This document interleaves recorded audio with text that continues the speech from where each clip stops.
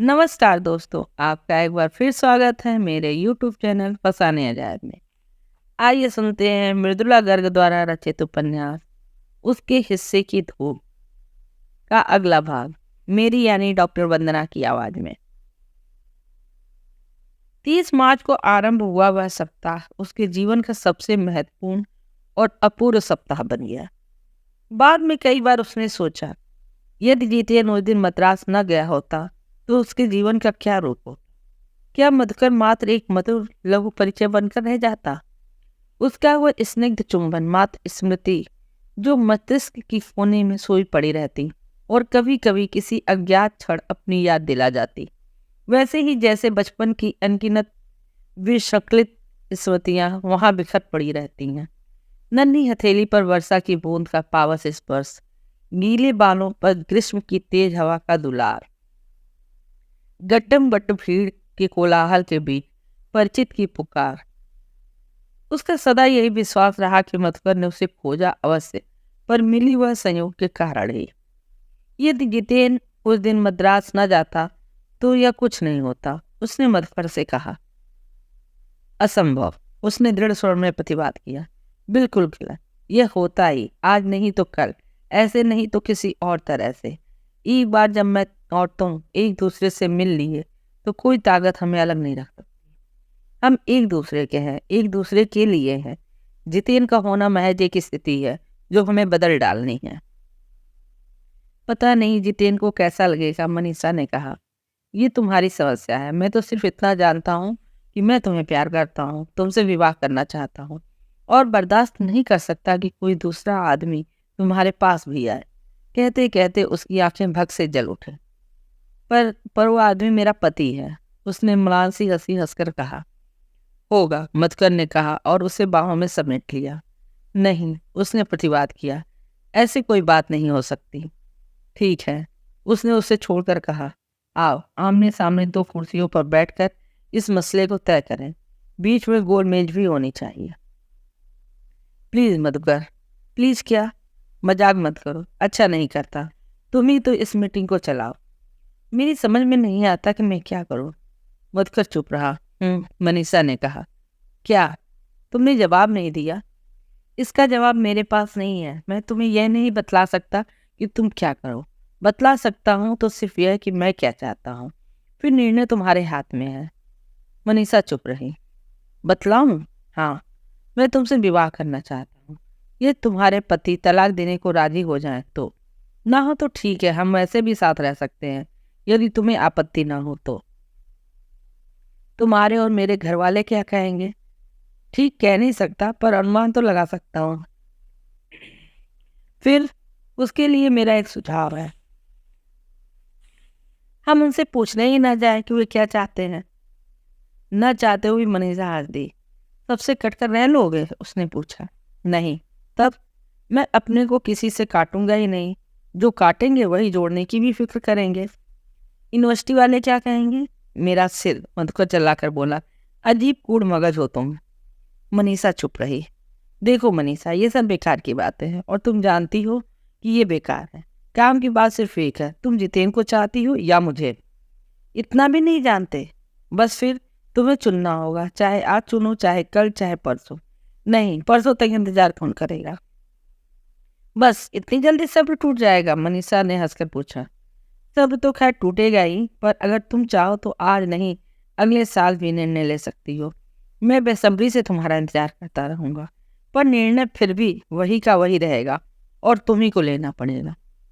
तुम मुझे पहले क्यों नहीं मिले? मनीषा ने कहा। तुम्हें शादी करने की इतनी क्या जल्दी पड़ी थी? मधुकर ने कहा। पता नहीं कैसे मैं ये अरेंज मैरिज कर बैठी। अब सोचकर एकदम असंभव सा लगता है। तब ठीक है, तोड़ दो। पर इसमें जितेन का कोई दोष नहीं। विवाह मैंने भी अपनी मर्जी से किया था।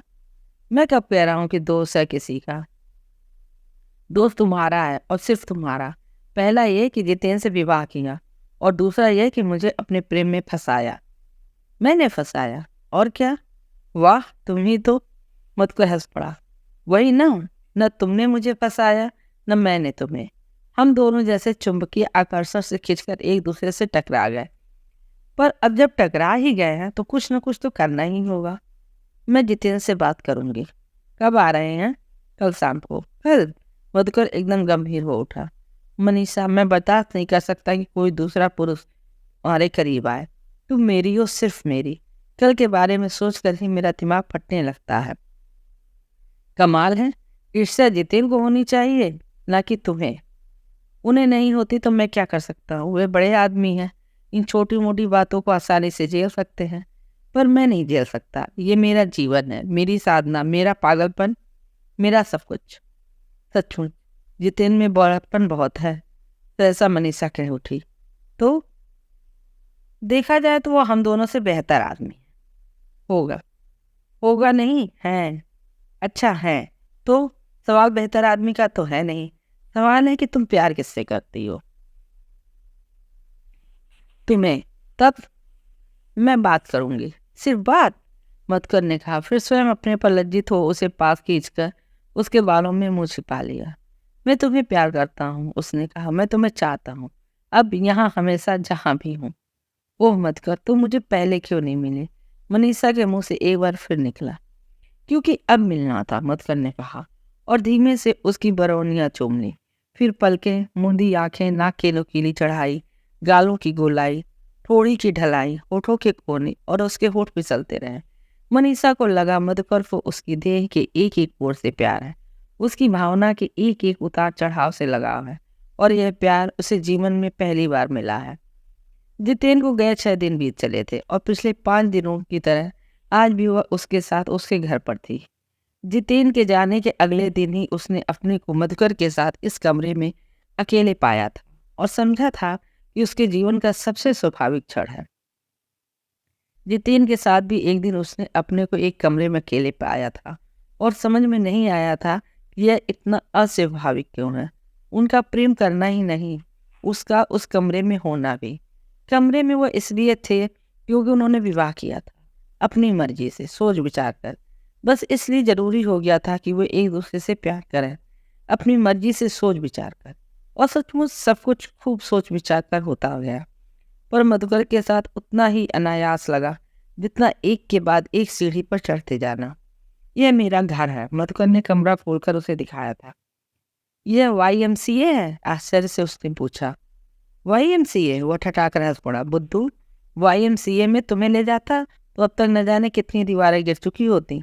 जानती हो, वहां लोगों ने कब से औरतें नहीं देखी हैं। तुम ही तो कह रहे थे कि तुम YMCA में रहते हो। वो नाराज होकर बोली। रहता था, अब कोच खाकर ये घर लिया है। कल आकर सामान जमा गया था। कैसा है? अच्छा है, पर यह सामान जमा हुआ है क्या? मधुकर ने इधर उधर बिखरे सामान पर नजर डाली। बोला, खास लगता तो नहीं।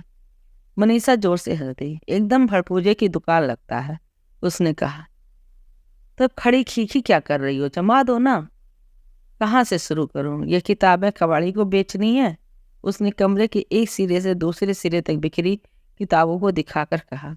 कबाड़ी को भला क्यों देनी होती? ये सब मेरे काम की हैं। इन्हें ऐसे ही पढ़ते हो? तो क्या करूं इनका? अलमारी में नहीं रख सकते हो? अलमारी? ओ हाँ, अलमारी रख सकता हूँ, ले आऊंगा। अभी तो आया हूँ भाई। गनीमत है, मनीषा ने कहा। ले तो आओगे? तुम न कहती तो शायद ना लाता, मधुकर हंस दिया। तब तक जमीन पर ही एक किनारे लगा दें। क्या फायदा 2-2 बार मेहनत करने का। चलो, एक बात तो पक्की तौर पर पता चल गई, मनीषा ने कहा। क्या? तुम्हारी शादी नहीं हुई है। क्यों? शादी होने से क्या होता? बीवी उठाकर इन सबको कबाड़ी को बेच देती है। कैसे बेच देती? मैं सिर नहीं फोड़ देता उसका। क्या? नहीं, उसने फौरन हाथ जोड़ दी। नहीं फोड़ता, नहीं फोड़ता। अब छोड़ो भी है चिक चिक। इन किताबों के किस्से में यह बतलाना तो भूल ही गया, यह बैठक है। वो कैसे? मनीषा ने मासूमियत से पूछा। कैसे क्या? वो 2 कुर्सियां रखी हुई दिखलाई नहीं दे रही हैं तुम्हें? ओह हाँ, बैठे हैं। नहीं, अंदर एक और कमरा है, वो भी देख। वहाँ क्या है? उसने डरी आवाज में पूछा। पलंग, मधुकर ने दहाड़ कर कहा और उसका हाथ पकड़कर उसे अंदर ले गया। पलंग है कहाँ? अंदर पहुंचकर मनीषा ने पूछा। यहाँ तो कपड़े ही कपड़े नजर आ रहे हैं। वाकई पलंग पर अस्त व्यस्त कपड़ों का ढेर लगा हुआ था। ज्यादा मीन मेख मत निकालो, यह तुम्हारा आलीशान बंगला नहीं है कि जरा हाथ पांव हिलाकर कपड़े हटा, अभी दिखलाई दे जाएगा। अरे यहाँ तो अलमारी भी है, हाँ है, तो चलो इसी में रखवाओ। कहकर मधुकर ने एक झपेट में तमाम कपड़े समेटे और अलमारी में ठूस दिए। बस हो गया? हतपथ मनीषा बोली। ये ऐसे रखे जाएंगे? मैं पागल हूँ, एकदम पागल, मधुकर बोला।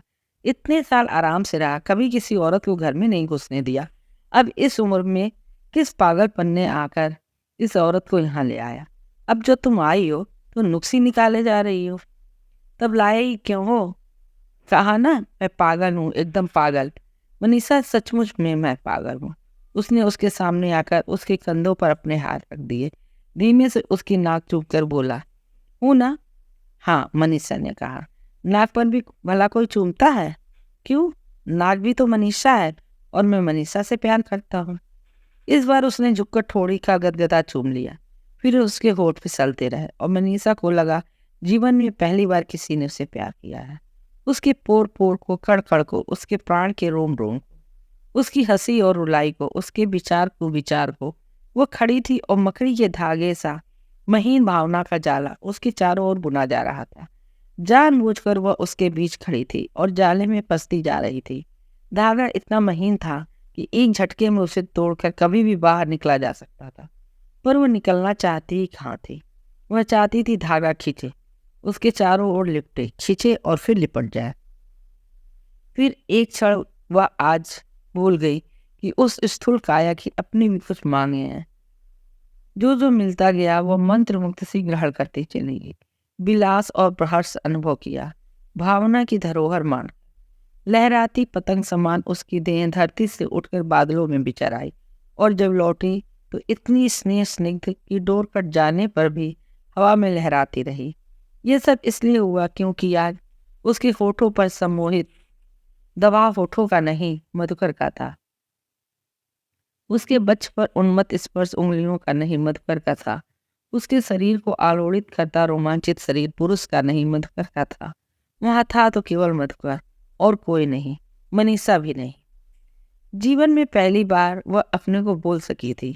केवल शरीर से ही नहीं, मन मस्तिष्क से भी वह नहीं थी और किसी तरह इसी न होने में पूर्ण भी थी। जो हुआ वह पहाड़ी नदी के नीचे उतरकर मैदानी नदी के विस्तार में समन्वित होने के समान अनुक्रमिक और पूर्ण था। उसके अस्तित्व का मिट जाना तक इतना सहज और स्वाभाविक था कि उसे कोई ठेस नहीं पहुंची। विस्फोट का वह आकस्मिक क्षण आया ही नहीं जो उसे चौंकाकर जगा देता और मनीषा की याद दिला देता। जो शेष रह गया था वह था बस मधुकर, कम से कम मनीषा के लिए। हो सकता है मधुकर के लिए मनीषा शेष रही हो।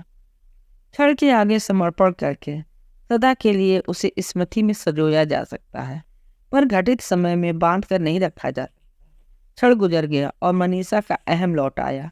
वह मनीषा राय है, जितेन राय की पत्नी। जितेन और उसके बीच का रिश्ता केवल उससे ताल्लुक रखता है, मधुकर से नहीं। वह रिश्ता उसका अपना बनाया हुआ है, आत्मघाती, तीसरी मंजिल से नीचे लगाई गई छलांग की तरह पूर्व आयोजित। उसे तोड़ने से पहले जितेन से बात करनी होगी। वह इस रिश्ते से मुंह नहीं मोड़ सकती। हाँ, स्वार्थी समान जितेन की अनुमति के साथ या उसके बिना उसे तोड़ अवश्य सकती है। एक चीज थी जो उसके धर्माभिमानी दंभ को बनाए रखने में उसकी सहायता कर रही थी, और वह थी मद्रास जाते समय जितेन की वह हंसी, जब उसने कहा था मधुकर जरूरत से ज्यादा भावुक है।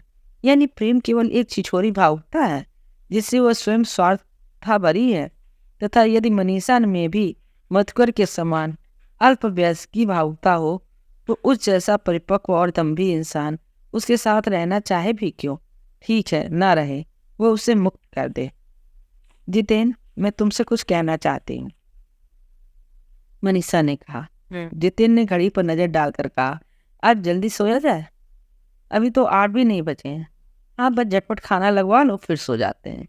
अभी से? हाँ, जितेन ने जम्हाई लेते हुए कहा। बहुत थका हूँ, सुबह 4 बजे उठा था, सोच कर कि दोपहर में सो लूंगा। बस सारा दिन फैक्ट्री में बीत गया। काम हो गया? हाँ, यही तो गनीमत है। खाना लगवा लेती हूँ, उसने कहा और सोचा कोई बात नहीं, बात कल हो जाएगी। जितेन वाकई बहुत थका होगा। सुबह 4 बजे मद्रास से चला, 10 बजे मैसूर फैक्ट्री पहुंचा होगा। सारा दिन वहां उलझकर अब कहीं 7 बजे जाकर घर लगा।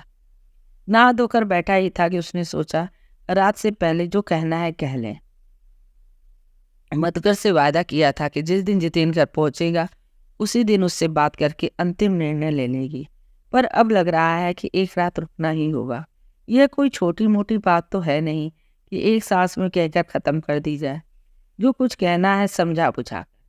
मधुकर के साथ रहते जितना सहज लगता है उससे अलग होने पर उतना ही कठिन।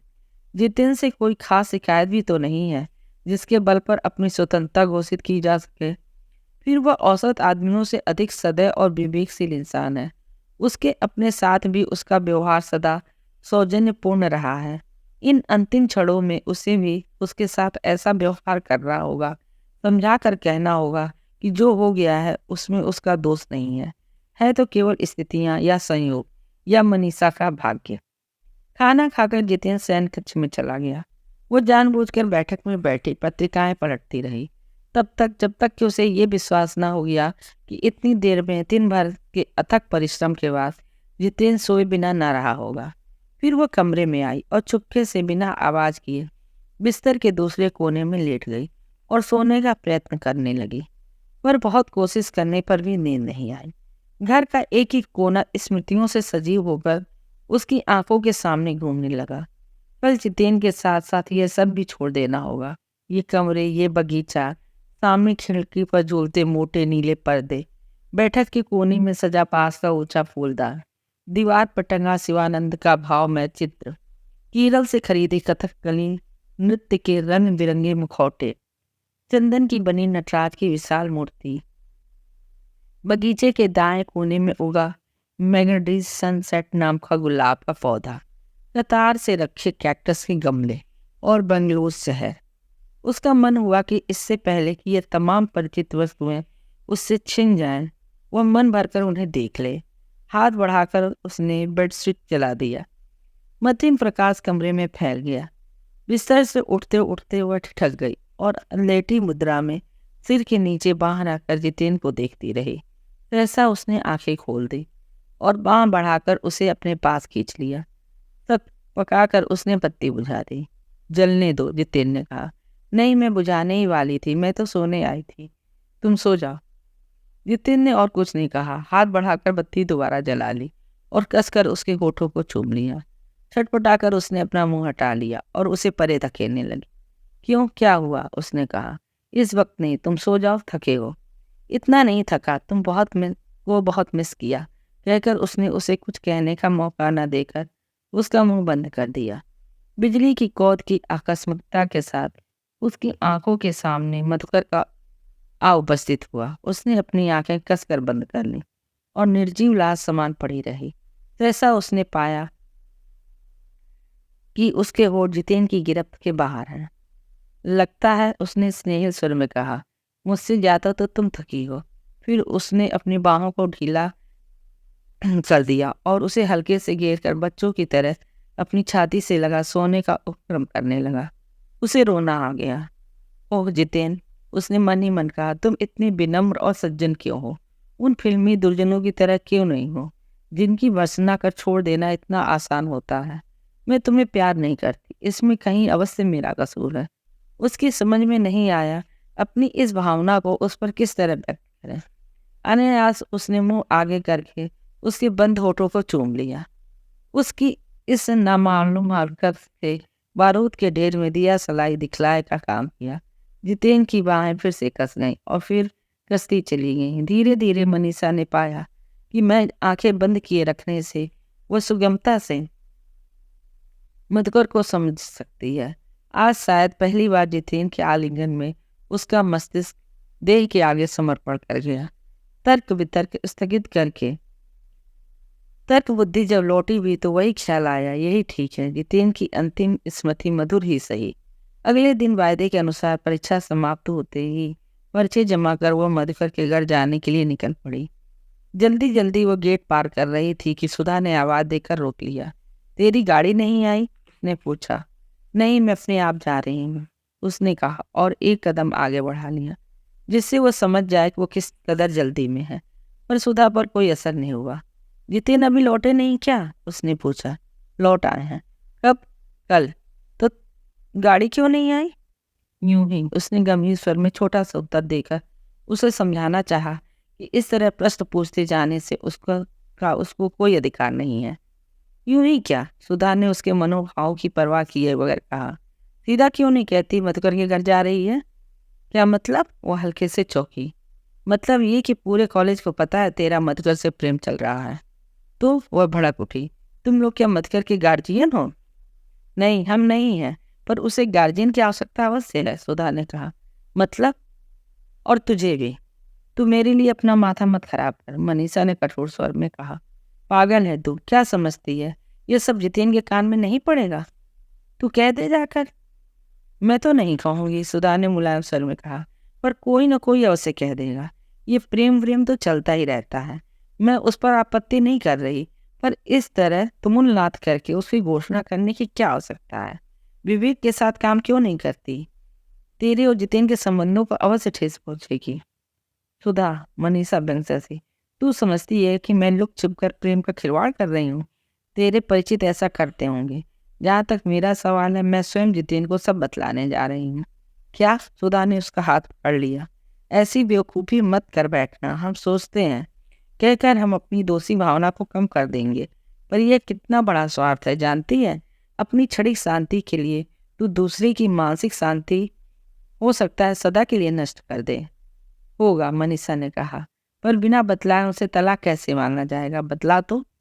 चौंक कर सुधा ने उसकी ओर देखा। कुछ देर देखती रही, फिर बोली, लगता है तू गंभीरता से ये सब कह रही है। बिल्कुल। विश्वास नहीं होता तू इतना बचपना कर सकती है। इसलिए बचपना क्या है? मैं मधुकर से प्यार करती हूँ और उसे विवाह करना चाहती हूँ। झूठ से मुझे नफरत है। मैं जितेन से झूठे प्रेम का दावा कर झूठा रिश्ता निभाने से बेहतर समझती हूँ कि उससे अपने को काट कर उसे दोबारा जीवन आरंभ करने का मौका दो। तो मैं समझती थी रोमानियत एक सुंदर मुखौटा है जो तू कभी कभी पहन लेती है। अब पता लगा उसे लगाकर तूने अपना चेहरा ही खो डाला है। तू क्या कहना चाहती है?